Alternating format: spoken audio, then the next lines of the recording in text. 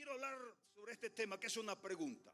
¿Por qué las personas hacen cosas que hieren a los demás? Esta es una buena pregunta. Y todos nos preguntamos, ¿qué será? Porque hay personas tan malas que hieren a los demás, que dañan a los demás. Porque hay personas que le quitan la vida a otros. ¿Por qué hay hambre? ¿Por qué hay miseria? ¿Por qué hay tanta madre soltera? ¿Por qué tantos hijos abandonados? ¿Por qué tanta calamidad? ¿Por qué los desastres naturales? ¿Por qué tanta pestilencia, tanta pandemia, tantas cosas? Muerto. Una buena pregunta, ¿verdad? Para empezar. Ok. Yo quiero responderle esa pregunta, no. Porque hay pecado. La naturaleza del hombre es ser pecador. Y al haber pecado no tiene cosa buena en él. Esa es su naturaleza. Y al ser pecadores nos volvemos egoístas. El egoísta es que todo lo quiere para él. Quiere admiración, quiere aplauso, quiere ser el que llama la atención, que todo gire alrededor de él. Pero Dios tenía otro plan, que fuéramos generosos en vez de egoístas, que pensáramos más en los demás que en nosotros mismos. Amén. Que dejáramos la silla para dársela a alguien más. Ese fue el plan de Dios. Pero quiero decirle que no sucedió así. Todos nacemos siendo egoístas. Pude ver a mis nietos el otro día peleándose por unos muñecos y se dan duro. Y luego se reconcilian y dejan los juguetes y luego vuelven a jugar y se vuelven a agarrar. Nosotros no, nos peleamos y no nos volvemos a hablar hasta que la muerte nos separe. El niño desde que nace pega un grito, que hay que cambiarle pañal, que tiene frío, que hay que darle leche, que quiere la luz encendida porque le da miedo, que quiere el calor de la mamá, pidiendo todo a cambio de nada. Así somos nosotros, egoístas. Y al haber egoísmo tiene que haber una desigualdad terrible en la tierra.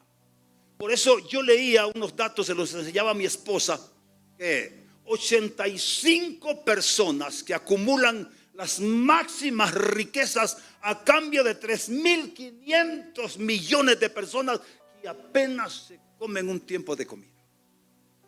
¿Es eso mismo? Claro, estamos concentrados en las cosas de aquí. Entonces, la respuesta es que hay pecado. El pecado consiste en una alteración, en un trastorno del diseño divino de Dios y su propósito contra nosotros, contra nuestro mundo.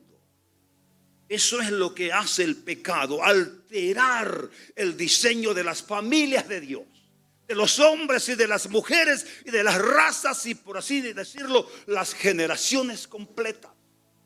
Hay un matrimonio que empezó algo y luego los abuelos, los tatarabuelos, todos ellos fueron como concibiendo como un cordón umbilical que los iba guiando a hacer un desastre toda la vida.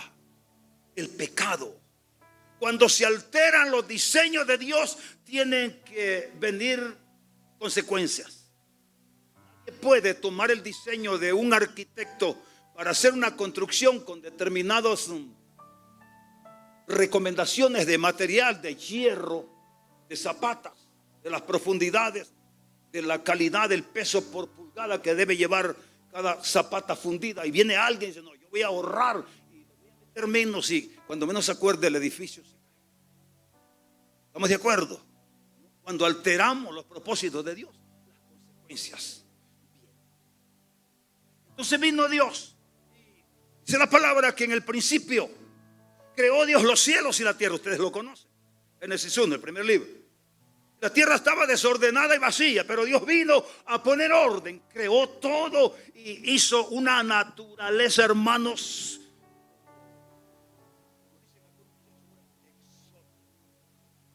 extravagante. Ayúdenme con otra palabra. Bien, para referirse a las cosas.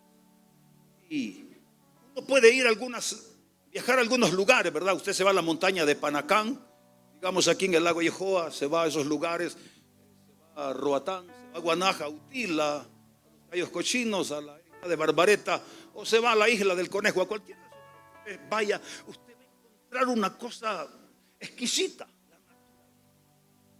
Luego, si le queda el permiso de meterse en aquel barco de vidrio, ¿verdad? Y comienza a ver los arrecifes de coral, usted dice: Señor, esto parece el cielo aquí abajo.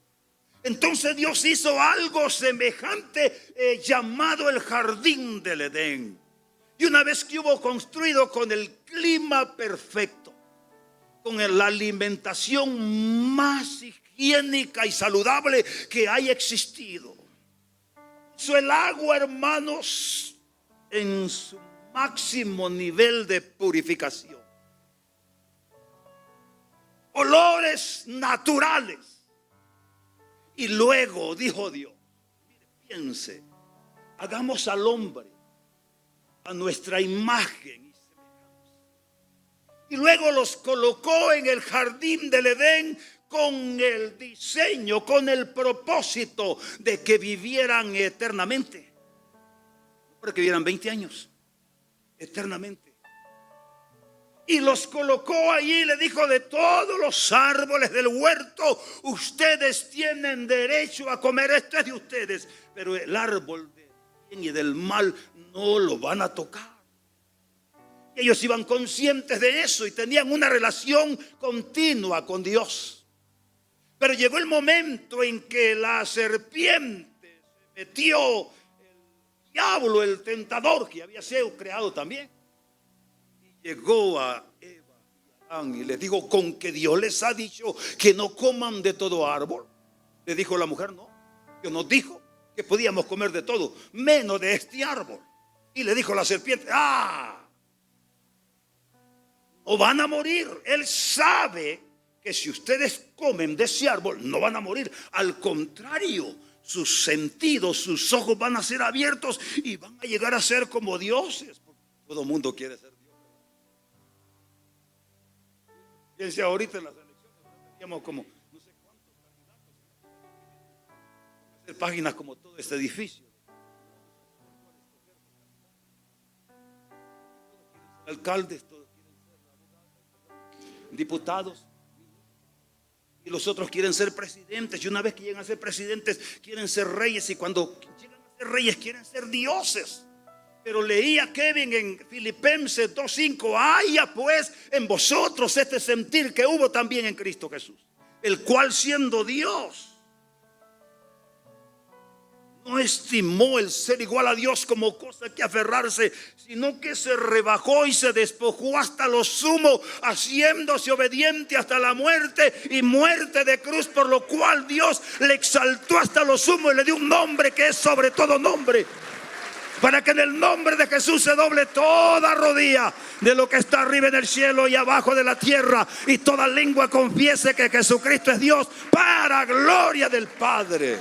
Una cosa es cuando Dios te exalta y otra cosa es cuando tú te exaltas. La Biblia dice: el que se humilla será exaltado, pero el que se exalta será humillado. Ok, entonces podemos ver que por primera vez Dios pone a esa pareja ahí. Yo pienso el diseño de Dios y digo: ¿cómo es Dios de bueno? ¿Cómo hizo primero el hábitat del hombre para que viviera eternamente, hermana? Que no se nos cayera el pelo.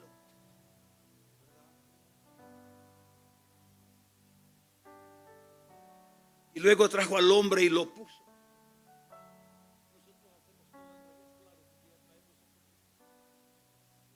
Engendramos los hijos y a ver qué comen, hermano. Y a ver dónde viven, porque ya está invertido el papel. Pero el diseño de Dios es diferente. Entonces, por primera vez Adán y Eva se encuentran con dos caminos, hermano. caminos y ahora tienen que decidir, porque Dios a nadie lo obliga. Todos vamos a tener eternidad los que estamos aquí. Nada más que unos en el cielo y otros separados eternamente de Dios, dice el libro de Daniel. Unos serán despertados para vida eterna y otros para confusión y vergüenza perpetua. Los justos resplandecerán como. Entonces podemos ver que se encuentran en ese camino y toman la decisión de escuchar a otro maestro. Ese problema, usted se va a dar cuenta que cuando alguien está siendo dirigido, guiado, mentoreado por un maestro, tiene la misma figura, comportamiento, deseos y actitudes. Pero cuando cambia de maestro se invierten los papeles. Entonces podemos ver a Adán y a Eva ya que aceptan la posición o la decisión de creerle a Satanás. Y al abrirle los ojos, ¿qué sucedió? No fueron como dioses. Los engañó. Se vieron desnudos y se escondieron. Tuvieron que huir de la presencia de Dios y Dios decía, como siempre lo hacía, Adán, mande papá. Ya hoy no respondió, no respondía. ¿Qué hiciste, Adán? ¿Escuchaste a otro maestro? ¿Qué pasó contigo? Dijo Adán, desobedecimos y tenemos miedo. Porque tenían miedo si eran dioses.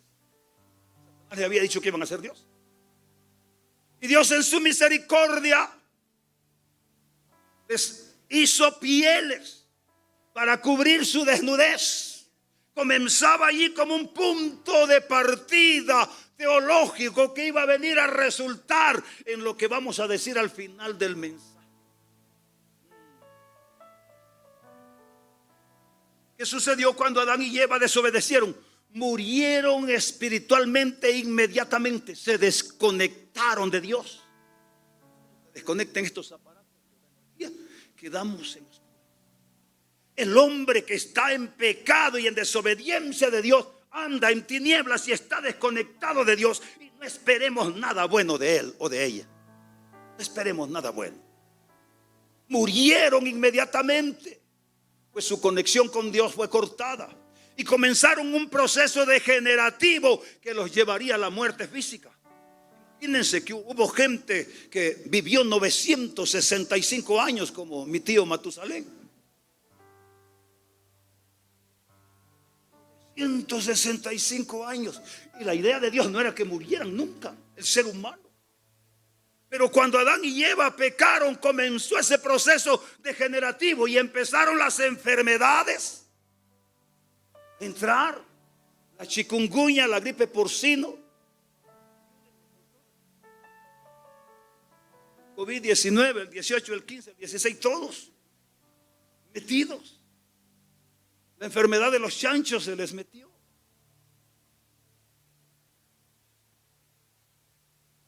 Porque ya la protección de Dios no estaba con ellos. Y empezaron, hermanos, a degenerarse de tal manera que el mismo hijo de Adán mató a su hermano Abel. ¿Quería Dios eso? No, señores. Aquí no tendríamos que estar llorando en los cementerios, hermanos. No había necesidad, pero cuando Adán y Eva pecaron, esta maldición alcanzó a todos. Y todos los que estamos aquí, por bonitos ojos que tenga usted y yo, somos pecadores.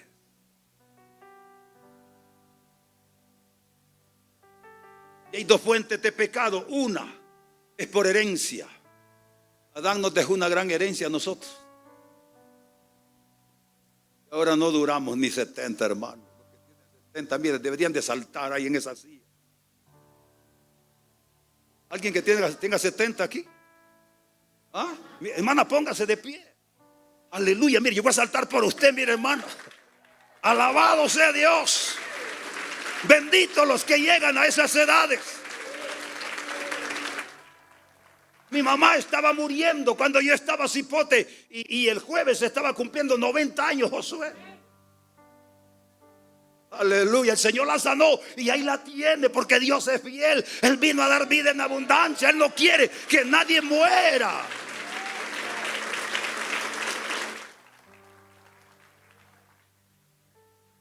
Somos pecadores por heredad. Adán y Eva cambiaron sus vidas por su propia decisión. Salieron del lugar seguro para entrar en un lugar inseguro, de un lugar saludable a un lugar de enfermedad, de un lugar rico a un lugar de miseria, de un lugar frondoso y productivo a un lugar árido. Dice Romanos 5:12 que por medio de un solo hombre el pecado entró al mundo y por medio del pecado entró la muerte. Fue así que la muerte pasó a toda la humanidad porque todos pecamos. 3:10 de Romanos dice, así está escrito: no hay uno solo, ni siquiera uno, ni la mitad de uno le voy a poner yo a la Biblia. No hay nadie que entienda, nadie que busque a Dios. Todos se descarriaron, a una se han corrompido. No hay nadie que haga lo bueno, no hay uno solo, dice esta palabra.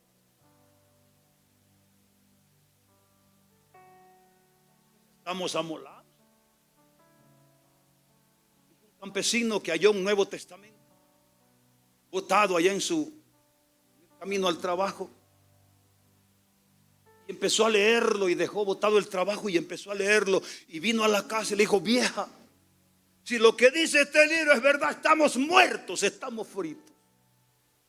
Este día se fue a trabajar y empezó a leer otra vez. Y regresó y le dijo: vieja, yo creo que hay esperanza si lo que dice este libro es verdad.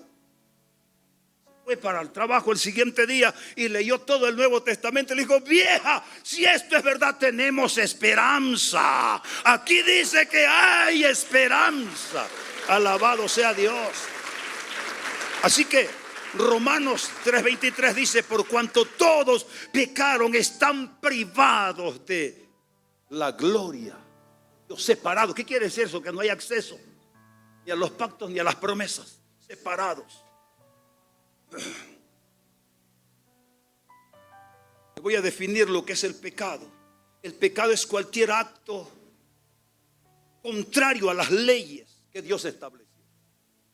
Que tenemos semáforos. ¿Por qué hay semáforos? Para evitar los accidentes. Decía la niña a mi hija: mamá, ¿y por qué? ¿Por qué yo tengo que? ¿Por qué no me dejan andar en la paila? Le dice: porque es una regla. ¿Pero qué es una regla? Es una tabla así. No, le dijo. Una regla es una prevención.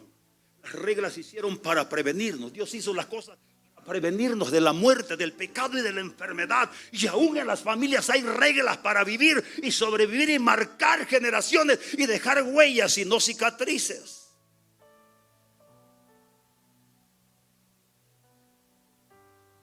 El pecado también son pensamientos, palabras o hechos que se encuentran fuera del diseño original de Dios para las personas.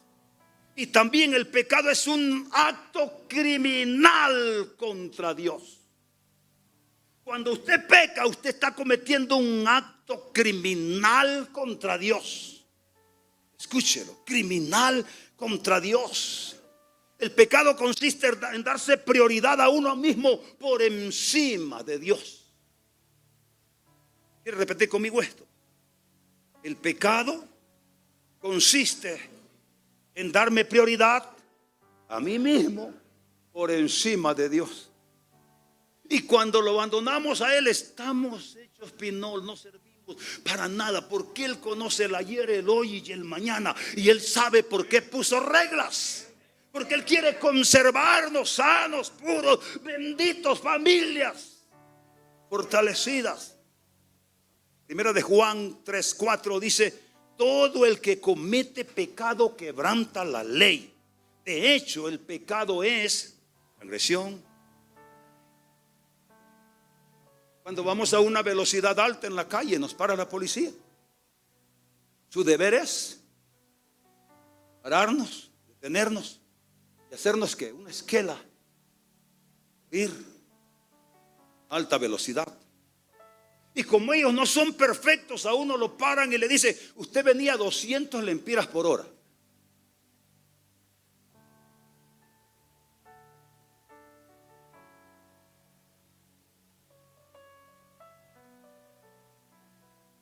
¿Será posible que el pecado no lastime a nadie?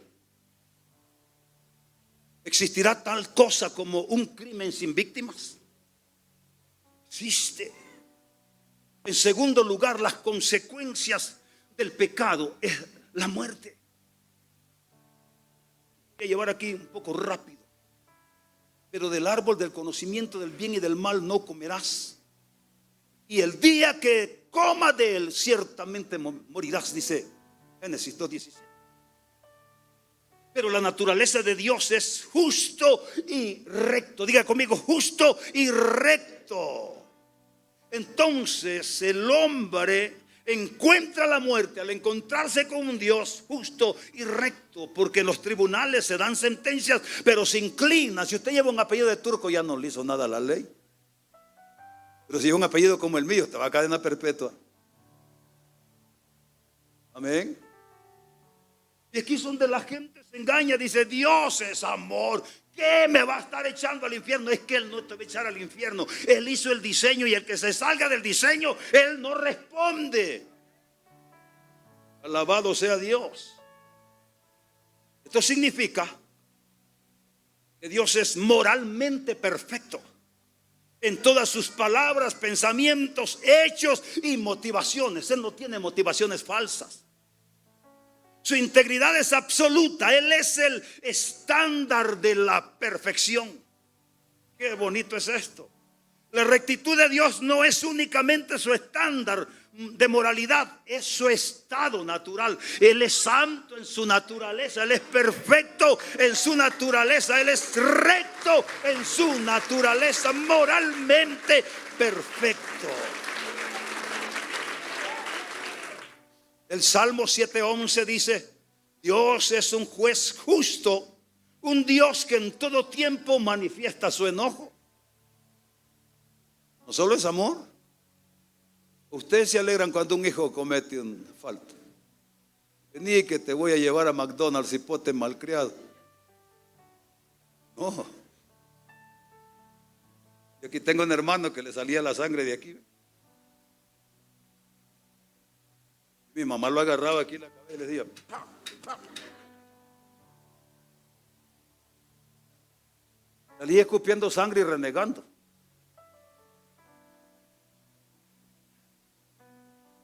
La justicia consiste en evaluar algo comparándolo con el estándar de la ley. Cuando alguien lo llevan a los juzgados, lo primero que hace el juez es sacar los artículos de ley y se los lee. Aquí dice que usted violentó la ley, y entonces aquí está en la consecuencia.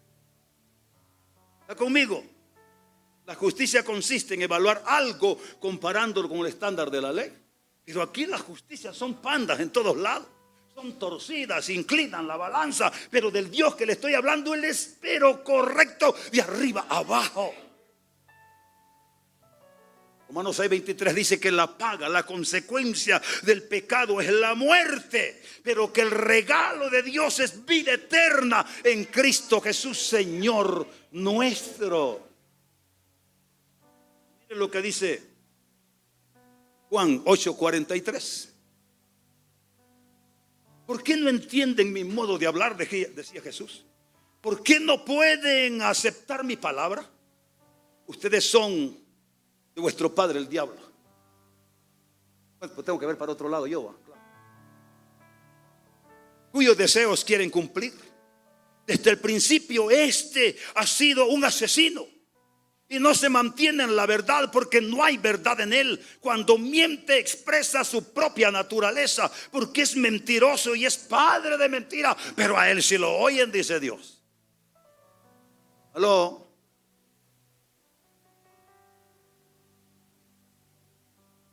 Cuando decidimos alejarnos de Dios, entonces le decimos: adiós, Señor, y bienvenida a la muerte. ¿Oh? Cuando usted decide abandonar a Dios, le está diciendo adiós a todo lo bueno, a lo puro, a lo recto, a la bendición de Dios, para luego entra miseria, entra muerte, entra pecado, entra desgracia en mi vida. Eso es lo que hace el ser humano cuando rechaza a Dios. Y cuando es llevado al estándar de la ley, usted se encuentra que es un criminal. Hay tres clases de muerte. La primera que experimentó Adán fue la muerte espiritual. fue desconectado inmediatamente de la relación con Dios y entonces se escondió y tuvo miedo. ¿Qué hace el hombre cuando peca?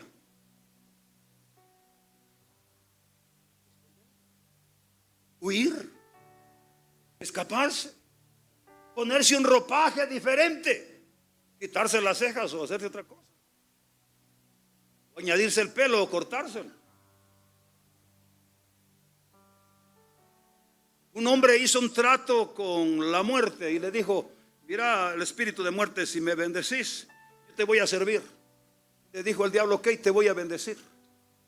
Luego se llegó el momento de que el trato se cerraba y el hombre andaba en el mercado cuando encontró la muerte, y el hombre al ver la muerte salió corriendo porque ese día se cerraba el trato. Y se fue donde el patrón y le dijo: patrón, acabo de ver la muerte, me asustó, deme el caballo más veloz para irme huyendo a Samaria. Y vino el patrón y le ensilló el caballo más veloz y salió corriendo. Pero el patrón dijo: ya va a ver, esta muerte me las va a pagar. Y se fue al mercado y ahí encontró la muerte. Le dice: vos asustaste a mi trabajador, mira que ahora se me fue. No, le dice, yo no lo asusté, más bien ahorita voy para Samaria porque tengo una cita con él.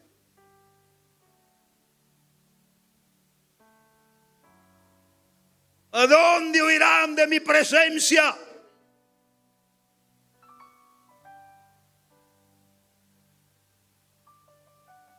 La clave de Dios consistía en estar vivos espiritualmente. Cuando se está vivo espiritualmente, usted siente, hermano, temor de pecar. Usted siente dolor, usted llora. Pero cuando está muerto, a usted se le hace como comerse un pan blanco, como aquí, hermano, y frijoles y todo lo demás, y dice: wow. Por eso Dios quiere que estemos vivos espiritualmente, porque al estar espiritualmente vivos estamos conscientes. Cuando no se está consciente, usted puede estar golpeando a la esposa y usted cree que es una piedra. Dice: no, esta vieja ni le duele.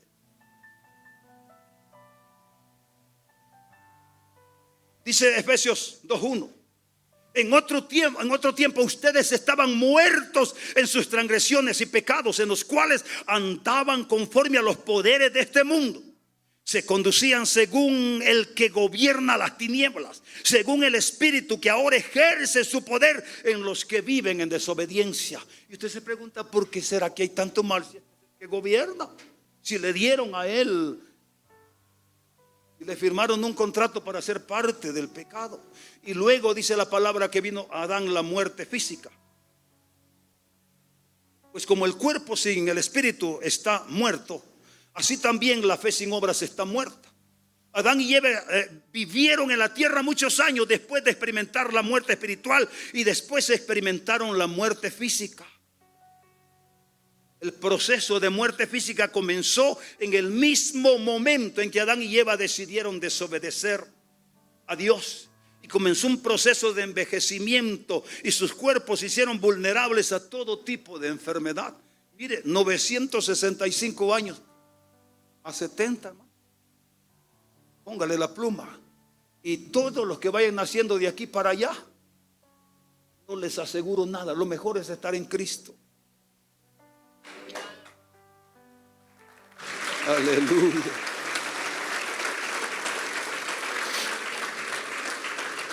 Dice Eclesiastés que todo lo hizo hermoso en su tiempo y ha puesto eternidad en el corazón de ellos, sin que el hombre alcance a entender la obra que Dios ha hecho desde el principio al fin. El hombre no entiende. Dios lo anda buscando. Somos una generación que huimos de aquel que nos quiere abrazar, huimos del que nos quiere proteger, huimos del que nos quiere bendecir, huimos del que nos quiere dar vida eterna para vivir independientemente nuestras vidas. Y cuando tú vives independientemente tu vida, tú no tienes quien te defienda.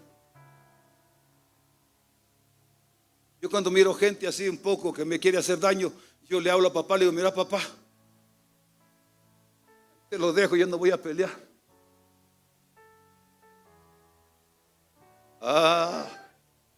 Yo me acuerdo que mis hijas, habían unas niñas que se peleaban. ¿Te acordás, Lorena? Sí. Se peleaban en la escuela. Y entonces,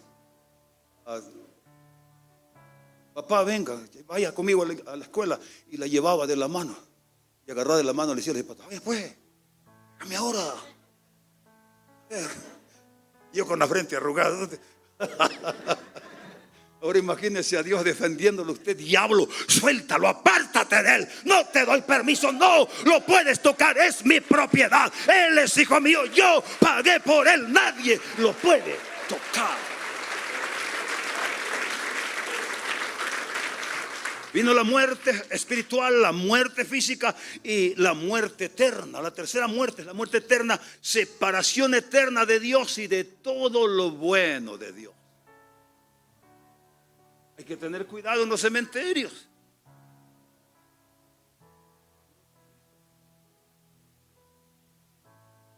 Me toca decir que Dios se va para el cielo y quien no, me toca a mí. La Biblia dice que Apocalipsis que los libros fueron abiertos y otro libro fue abierto que es el libro de la vida, y el que no se halló ahí tenía un buen apellido y ojos bonitos, tenía un buen título y tenía sus cuentas, pero no apareció. Dice Tesalonicenses segunda, capítulo 1, verso 9. Ellos sufrirán el castigo de la destrucción eterna, lejos de la presencia del Señor y de la majestad de su poder. Y luego dice Judas. Este no es el Judas que entregó a Cristo, otro Judas, que no tenía ni gracia para escribir nada.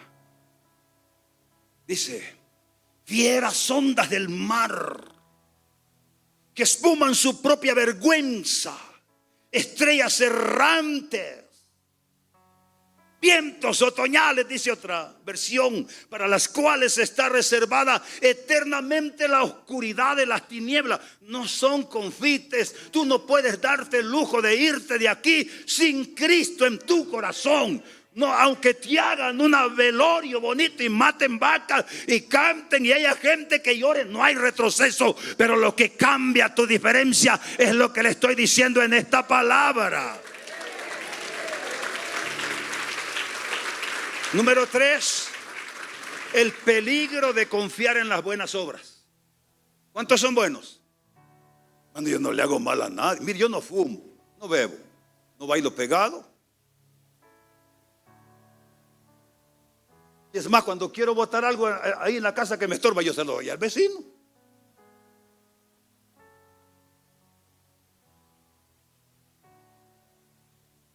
Había en Comayagüela una iglesia.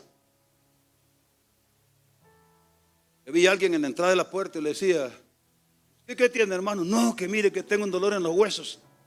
¿Usted diezme, hermano? No, ay, está la causa, dele un sobre al muchacho. Y iba y echaba pisto en el sobre y oraban por él y quedaba lo mismo. Porque las buenas obras no mueven a Dios, sino los corazones quebrantados. El que se humilla será exaltado. El que a mí viene no le echo fuera, dice la palabra. Claro que no diezmar es un ladrón, dice la Biblia, ¿verdad? Y entonces está desprotegido porque dice: yo reprenderé por vosotros al devorador. Hay unos que ya dejaron de hacerlo y por eso van para bajito, hermano. Para bajito. Pero eso no le va a dar salvación. Le puede echar buenas ofrendas y está bien. Aquí ocupamos, mire, aquí tenemos una demanda terrible. Tengo un recibo que estoy asustado: 71,000 lempiras de luz. ¿Será que tengo el pelo prendido? Yo a saber qué.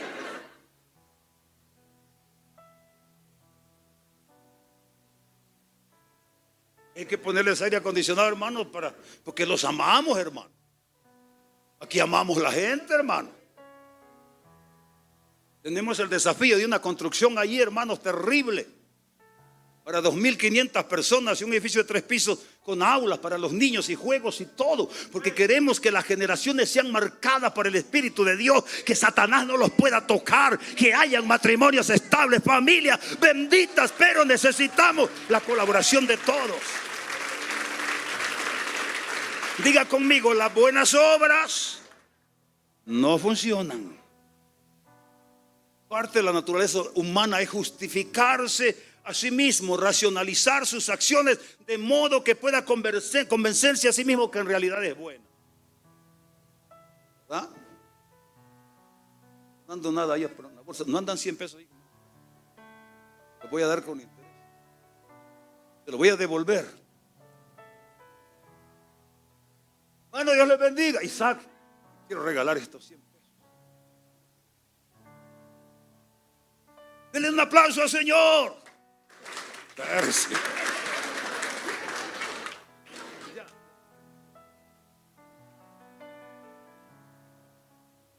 Y ustedes dirían, qué bueno es el pastor, hermano, cuando estoy dormido.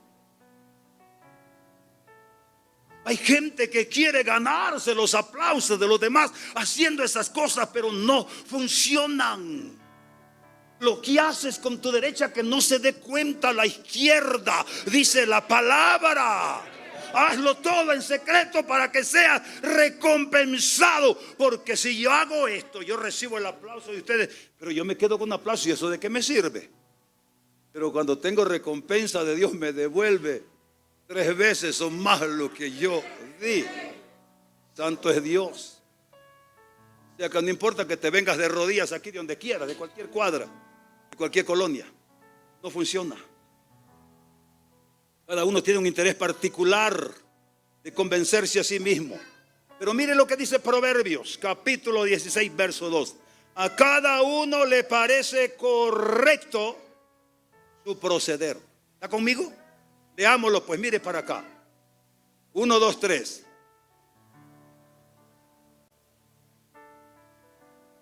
Pero el Señor juzga las intenciones, los motivos. ¿Con qué intención, con qué motivación haces lo que haces? Eso es lo que hay que ver. Luego Jeremías 17:9 dice, Jeremías 17:9 dice la palabra: nada hay tan engañoso como el corazón. No tiene remedio. ¿Quién puede comprenderlo? Y otro versículo dice: yo que escudriño la mente y el corazón del hombre, yo sé hasta dónde está inclinado el corazón, dice el Señor. Y primera de Juan 1:8 dice: si afirmamos que no tenemos pecado, nos engañamos a nosotros mismos y no tenemos la verdad. Que la mentira más grande es que hago buenas obras, Dios no me va a castigar, ni me va a mandar al infierno. Cuidadito, va a confiar en sus obras. Porque no hay obra alguna que se compare con el sacrificio de Cristo. Porque si haciendo obras se salvarían, entonces los ricos fueran los primeros en entrar al reino de los cielos. Pero Jesús dijo: borrachos, rameras, irán delante de vosotros al reino. Pero ustedes que dicen que hacen buenas obras, serán detenidos en la puerta. Ay, ay, ay. Dios nos enseña en su palabra que nuestras obras no son suficientes para hacernos aceptables delante de Él. Isaías 64:6 dice: todos somos como gente impura. ¿Está conmigo? Todos nuestros actos de justicia son como trapos de inmundicia, ofenden a Dios. Todos nos marchitamos como hojas, nuestras iniquidades nos arrastran como el viento.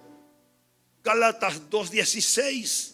Sin embargo, al reconocer que nadie es justificado por las obras que demanda la ley, sino por la fe en Jesucristo, también nosotros hemos puesto nuestra fe en Cristo Jesús para ser justificados por la fe en Él y no por nuestras obras de la ley, porque por estas nadie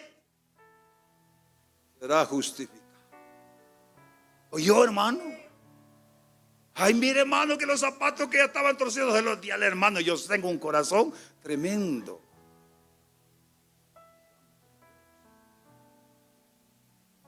Efesios 2:8 dice: porque por gracia ustedes han sido salvos. Ay, Señor, que me gusta. Usted debería dar un aplauso al Señor de lo más grande. Oh, porque por gracia ustedes han sido salvados mediante la fe.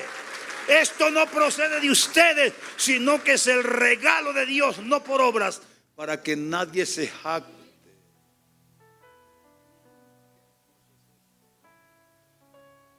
Tito 2:3-4 dice: Pero cuando se manifestaron la bondad y el amor de Dios nuestro Salvador, Él nos salvó no por nuestras propias obras de justicia, sino por su misericordia.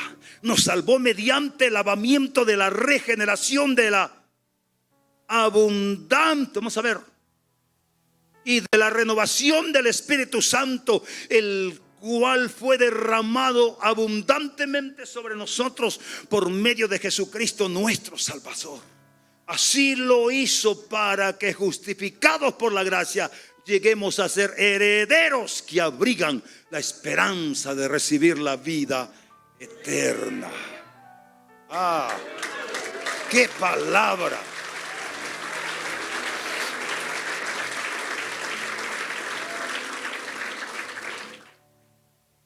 San Juan 16:7, mire esto es hermoso. Pero les digo la verdad, les conviene que yo me vaya, les decía a los discípulos, porque si no lo hago, el Consolador no vendrá a ustedes. En cambio, si me voy, se los enviaré a ustedes. Y cuando Él venga, convencerá al mundo de su error en cuanto al pecado, a la justicia y al juicio. El Espíritu Santo es el que convence de pecado. Hay un versículo que dice: y esta es la vida eterna, que te conozcan a ti, el único Dios verdadero. El que no conoce a Cristo no puede ser salvo por ningún lado, hermanos. El Espíritu Santo es el que tocó esas almas estas noches aquí.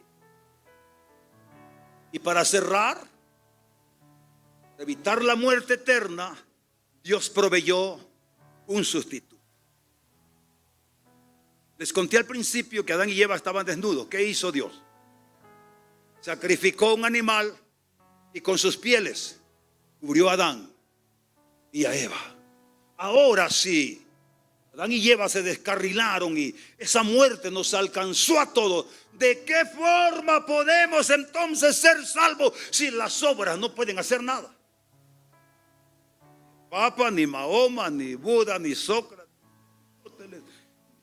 la ciencia, Yapa, ni Santa Rosa, ni Santa Marta, ni San Pedro, ni San Marcos, ni San Juan, ni Santa Bárbara, nadie.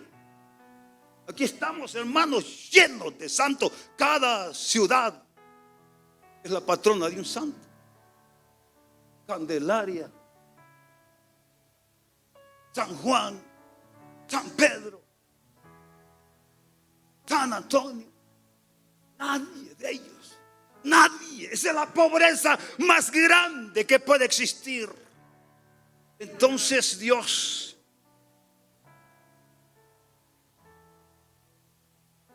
hizo un plan entre el Padre, el Hijo y el Espíritu Santo. Mire, nunca la enfermedad y la muerte fueron parte del plan original de Dios, nunca. Y de hecho el pecado no solo contaminó al mundo, al ser humano, sino también al planeta mismo en el que vivimos. El pecado arrasó con todos y usted va a ver gente enriquecida y otra empobrecida. Usted va a ver cantidades de niños muriendo. Carlos anduvo en África, en uno de los lugares de África, y me trajo unas fotos que son conmovedoras. Algo que le parte el alma a uno. ¿Sabe dónde comen la gente? Enrollados en el suelo. Y aquí le ponen una página de periódico que ya no sirve, del viejo. Y encima del periódico una pelota así de masa, como arroz molido. Y eso es lo que comen del suelo, hermano. Ese es el planeta que vivimos por causa del pecado. Pero sí adoran a las vacas. A las vacas les hacen reverencia. Les pueden comer las orejas y el pelo y todo, y no dicen nada, porque esa es la mentira del diablo. Pero cuando llega la verdad de Cristo, esto rompe las mentiras y trae salvación y vida eterna a la gente. Por eso es necesario predicar el evangelio. Desconocer la verdad te hace esclavo de la mentira. Por eso el Señor dijo: conoceréis la verdad, y la verdad os hará libre. La gente observa con horror los desastres que ocurren en el mundo. Y cuando la pena, el dolor los aflige, se preguntan unos a otros, ¿por qué Dios permitió que ocurriera esto?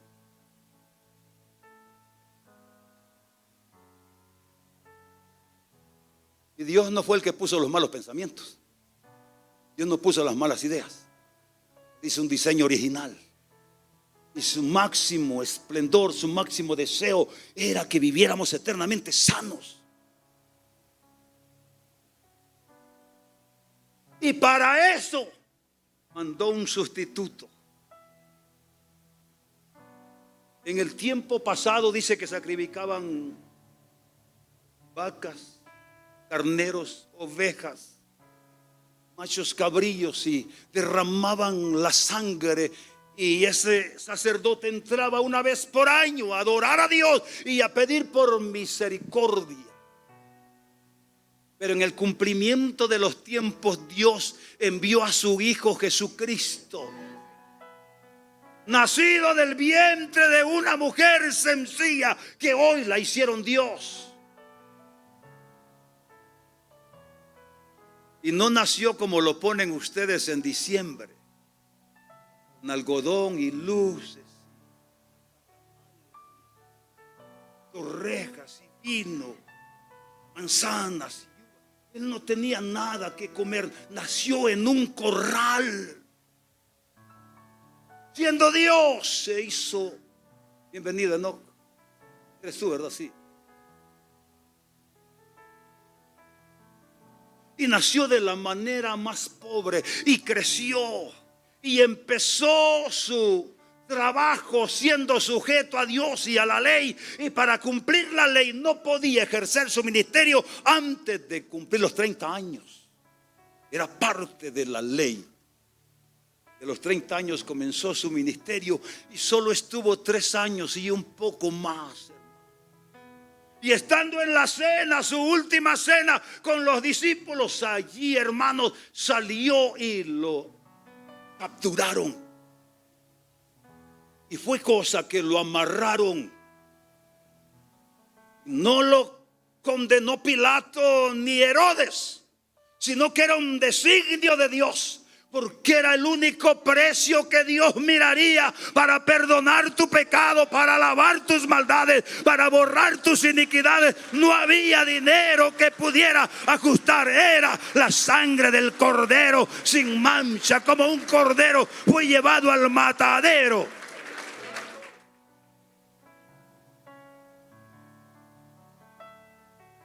Y una vez decidieron matarlo por designios de Dios. Dice la Biblia en Isaías 53 que nosotros le tuvimos por azotado de Dios. Dios lo está castigando. Mas él herido fue por nuestras rebeliones, molido por nuestros pecados. El castigo de nuestra paz fue sobre él, y por su llaga nosotros fuimos curados. Le daban con palos en la cabeza y le vendaban los ojos y decía: profetiza, adivina quién te golpeó, burlándose de él. Le arrancaban pedazos de la barba. Le dieron 39 latigazos que tenían garfios en la punta y extraían pedazos de sus espaldas.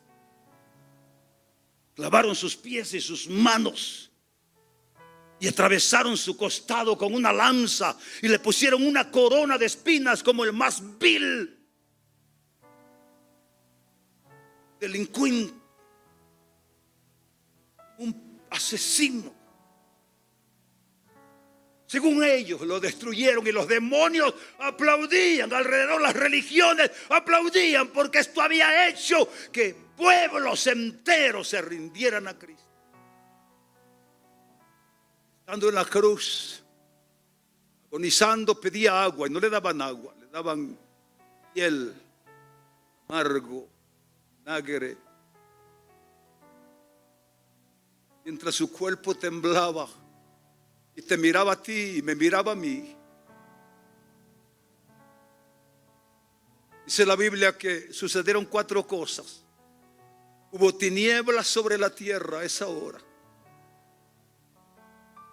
Su último suspiro que se oyó fue: consumado es. Consumado es. Dice la palabra que hubo un terremoto. que muchos cuerpos de santos que estaban en el cementerio resucitaron y se levantaron. Y lo último que sucedió fue que el velo del templo se partió en dos partes, donde el sacerdote podía entrar una vez al año. Con vestimenta se preparaba de una manera para entrar al lugar santísimo. El resto eran observadores que se quedaban en las partes de afuera del templo. Pero ahora que se abrió el velo y hay espacio al lugar santísimo, tú puedes entrar. Cualquiera puede venir. Cualquiera puede venir y caminar conmigo en el lugar santísimo. Cualquiera puede entrar, el que quiera puede entrar, el que quiera puede subir, dice el Señor, por medio de mi sangre, no por obra, para que nadie se gloríe. Este lugar está abierto, es el manantial que Dios ha dejado abierto para que usted entre y sea salvo, porque lo próximo que viene es lo mejor. Día domingo de mañana, primer día de la semana, Magdalena y otras mujeres llevaban incienso en recipientes para ungir el cuerpo de Jesús. Y cuando llegaron allí, no hallaron el cuerpo de Jesús, sino a un ángel sentado sobre la piedra. ¿Por qué buscan entre los muertos al que vive? Él no está aquí, Él ha resucitado. Y lo próximo que viene es que Dios levantará la iglesia lavada con su sangre. Tú debes ser uno de ellos que debe ser arrebatado, lavado, justificado y santificado mediante el poder de Dios. Aleluya. Y cuando esto suceda, los ojos del mundo se asombrarán. Y todo lo que le traspasaron le verán.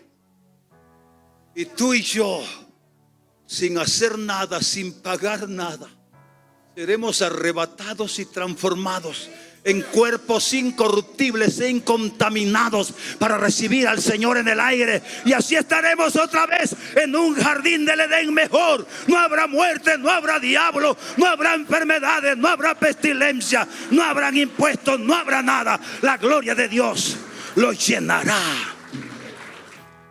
todo. Gracias.